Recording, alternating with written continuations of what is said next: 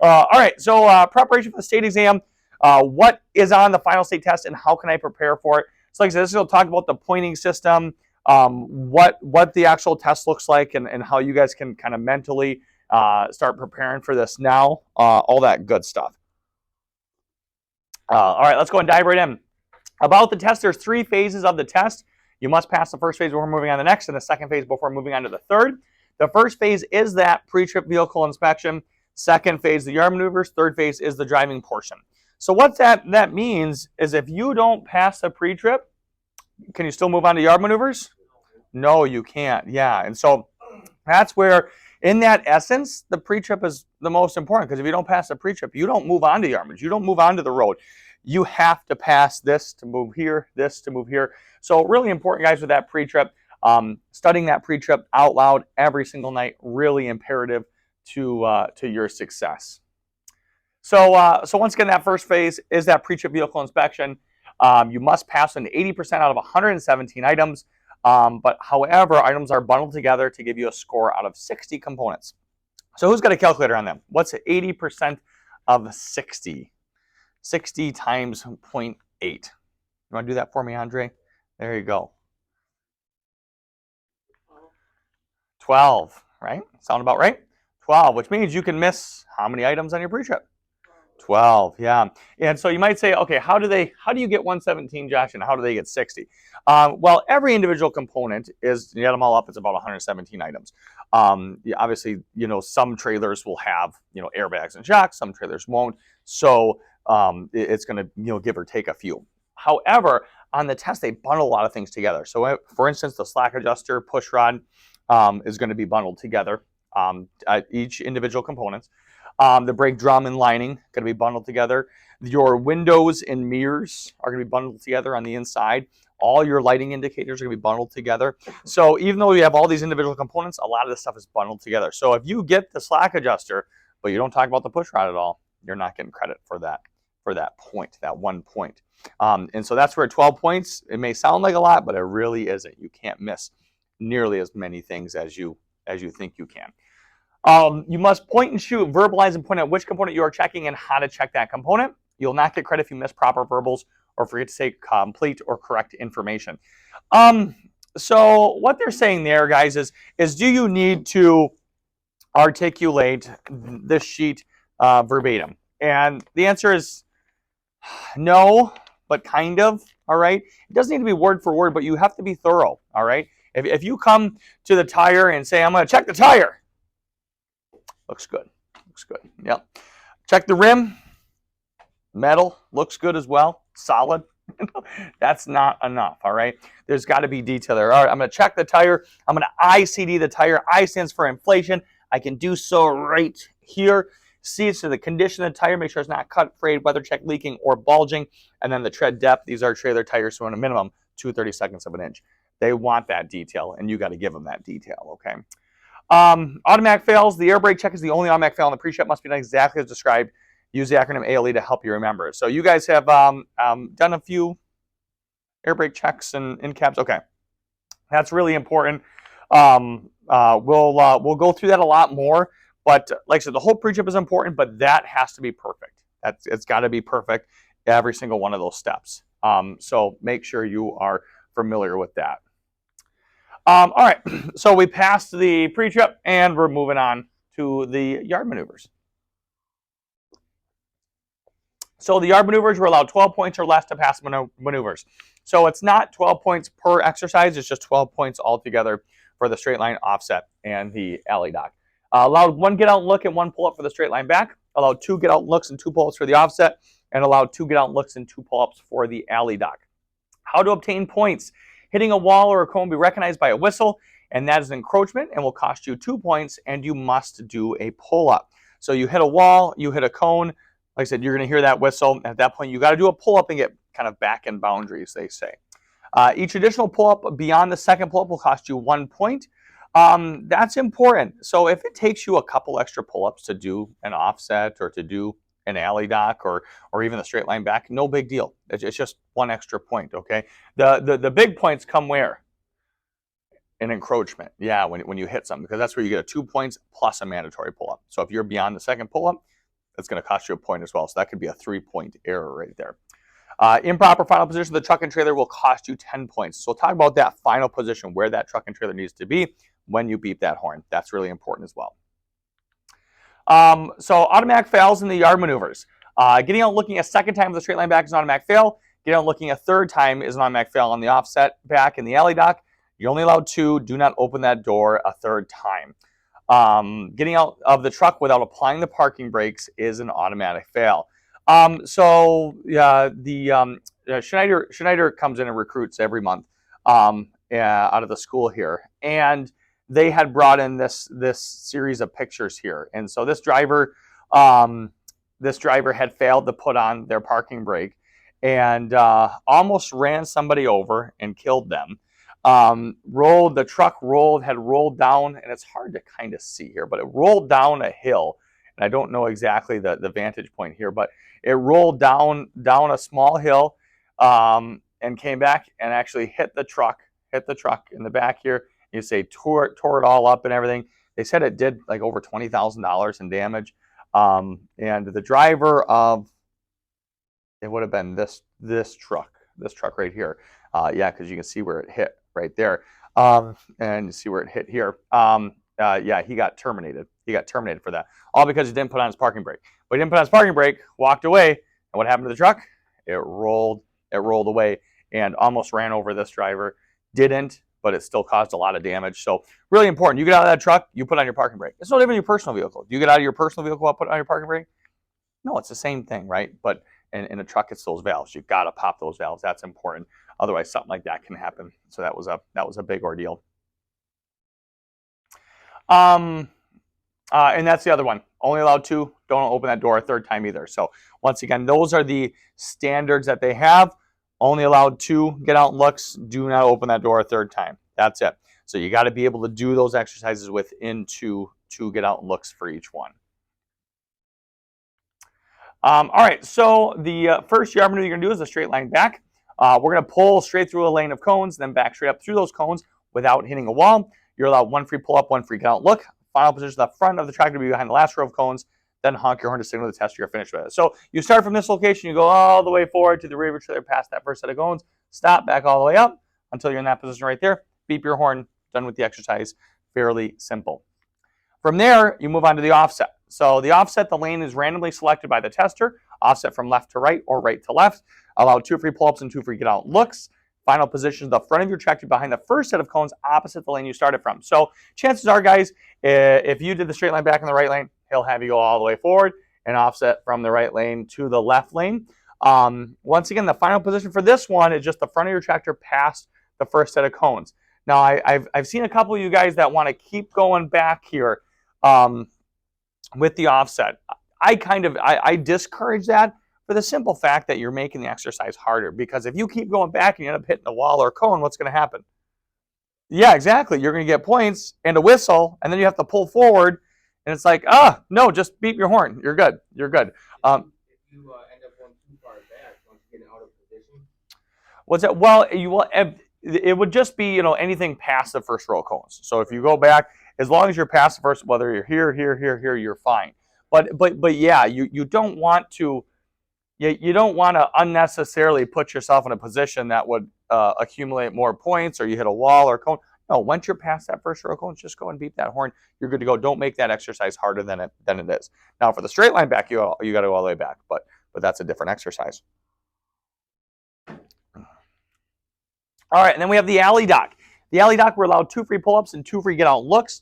The final position, the back of the trailer within 3 feet from the back wall, and the tractor and trailer straight extending out from the dock. So this one can be tough for people as well. So we have, that hard cut approach as well as the arc right here. Once again, 2 free get out looks, 2 free pull-ups. Each additional pull-up will cost you just 1 point. So the final position here is that back of the trailer's got to be within 3 feet from that back wall. So most of the docks that the school has set up, you'll see meter sticks. So take a look at that meter stick. Also, when you get it close there, did you guys learn the lug nut trick? Yeah, okay. So we'll teach My guys will teach you that today. All right, we didn't quite get there yesterday, but we will. So lug nut trick works really well. Use that trick. I love that trick because it gets you right where you need to be, and it works. I would say 60% of the time it works every time. So 75, yeah, okay, I like that. I like that. So the other thing here, guys, is if you extend this wall out and extend this wall out, that truck and trailer needs to be in that space. All right. So if you're crooked in there, that's not okay. That's a 10-point final position error. If you're a little crooked, but that wall can still get extended out, you're going to be okay. All right. But once again, you can't be a lot. You got to be relatively straight in this space, if that makes sense. Okay. And that's going to be part of that final position that they're talking about. All right. All right. All right. So we passed the pre-trip, we passed the yard, and we're moving on to the driving portion of the test. So you have practice around many routes around Delta County. So there's numerous routes that the tester can take on test day, and we'll talk about all those different routes and different scenarios, all that good stuff. Points will accumulate throughout the driving exam, not doing mirror checks, hitting the white or yellow line, not doing traffic checks, both hands on the steering wheel, coasting, rolling back, not turning off your turn signal, grinding, hard braking, getting lost in the gears, too sharp on turns, etc., etc., etc. There's a lot of stuff that can get you points out there, guys. A lot. So you're allowed up to 30 points before you point out. Sounds like a lot, but that adds up quick. That's for sure. There was one mock test last class. We left the parking lot here and we drove around and made 2 turns, and I was able to count up 15 points in the first mile by the time we hit our first stop sign. So it was like, not looking across the train tracks. We're grinding some gears, lugging the engine, over revving, not bringing our hand back to the steering after every shift. It was like all of a sudden it was just boom, boom, boom, boom. So we'll talk about all that stuff as we get more into the driving. Right now we're kind of just getting into the basics, but we'll get more and more advanced and kind of strict when it comes to these things. Automatic fails. Here, running a red light. If the tester sees red at all, it's a fail. Get on the brakes hard before you run a red light. Yeah, you don't want to run a red light on test day for sure. It's one of those things that kind of preparation is important. You see a stale green light, how should we approach that?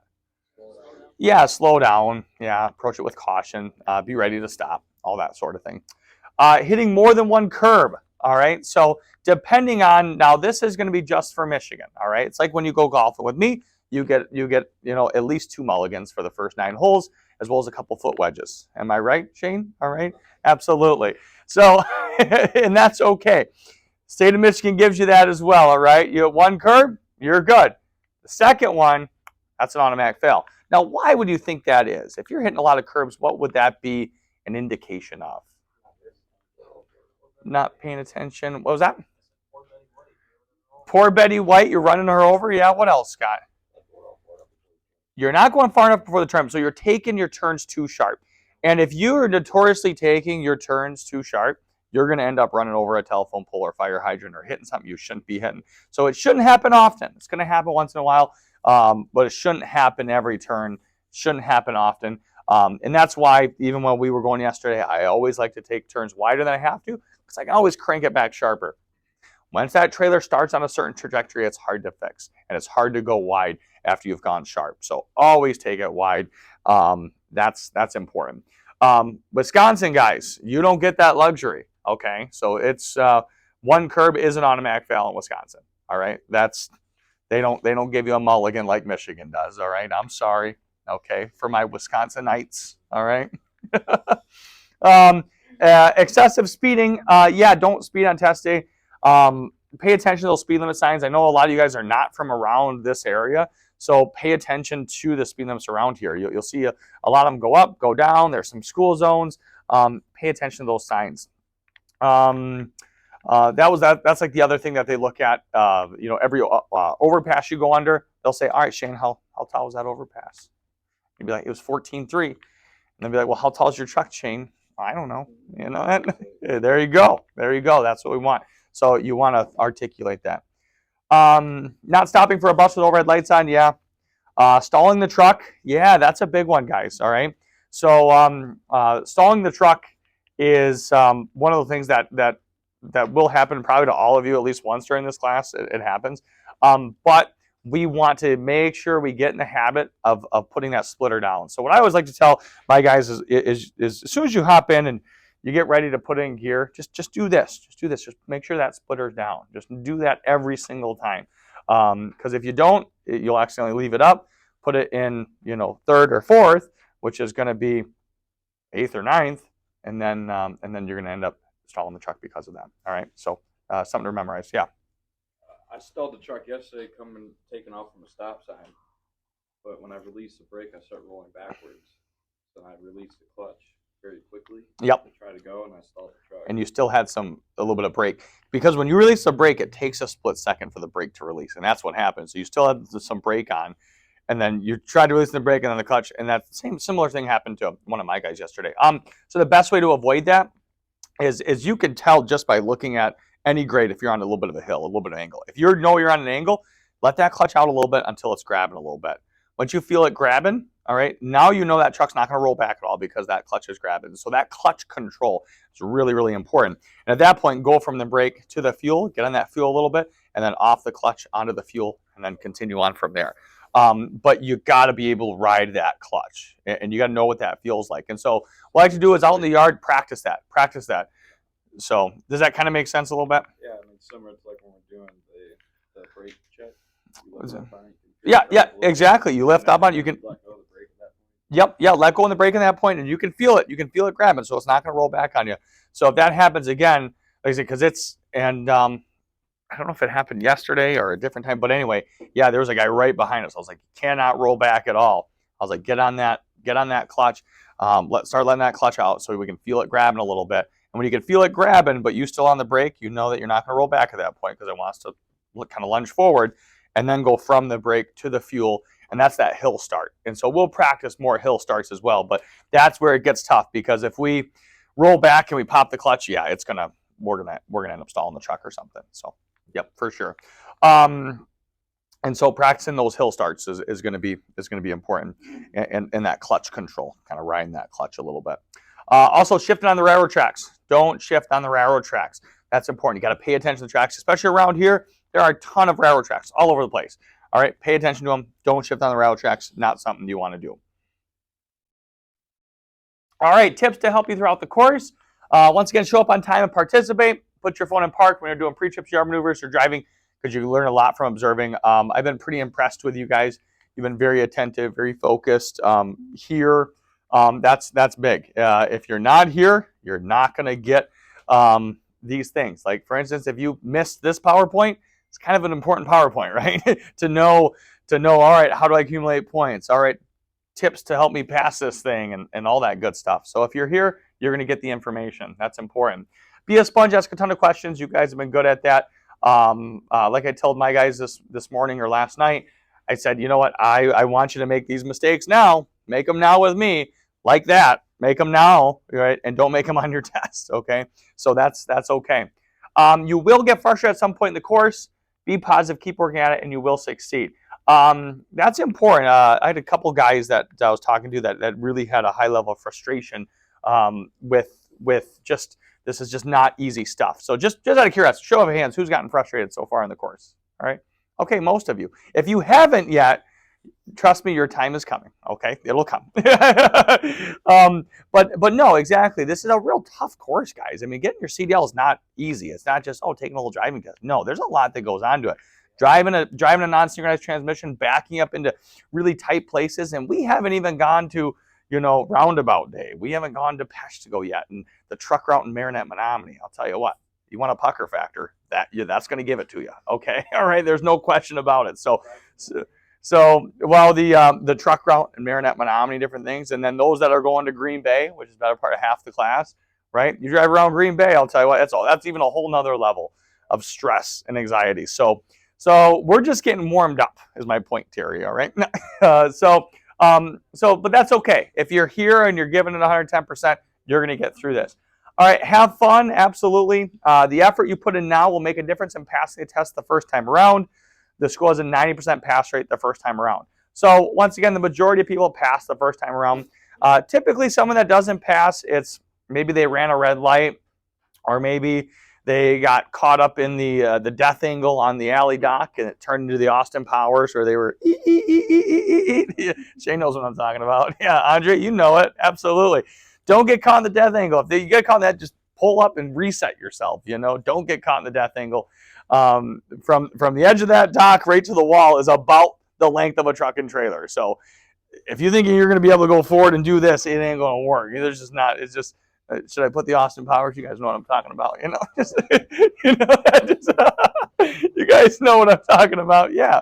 So yeah, that's important. But the effort you put now is big.